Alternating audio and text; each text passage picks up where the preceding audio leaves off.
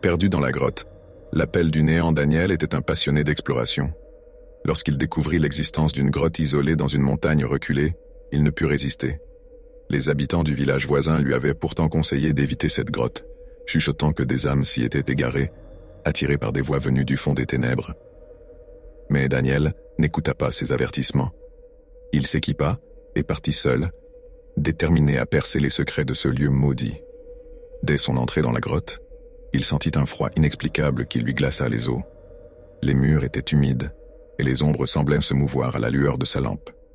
Au bout de quelques minutes, il réalisa que l'obscurité semblait s'épaissir, presque comme un voile qui cherchait à l'engloutir.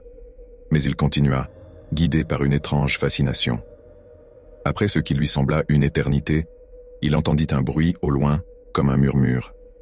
Il pensa d'abord que c'était son imagination, mais les voix devinrent plus distinctes, l'appelant doucement, répétant son nom d'une manière inquiétante. Le cœur battant, il tenta de faire demi-tour, mais il ne trouvait plus le chemin par lequel il était venu. La grotte semblait s'étirer, se transformer, comme si elle était vivante. Les voix, de plus en plus fortes, le guidaient vers les profondeurs. Elles lui promettaient des réponses, des secrets oubliés du monde. Et malgré sa terreur, il se sentit irrémédiablement attiré. Plus il avançait, plus les voix prenaient des intonations familières, comme si des êtres chers l'appelaient depuis l'autre côté. Une force obscure l'incitait à aller toujours plus loin, à se laisser engloutir. Finalement, il atteignit une vaste caverne plongée dans le noir total. Sa lampe vacilla puis s'éteignit, le laissant seul face à l'obscurité totale.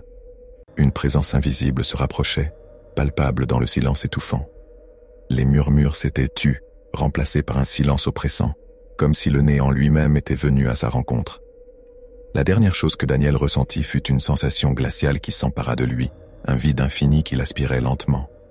Il comprit alors, trop tard, que l'appel du néant n'était pas seulement une légende.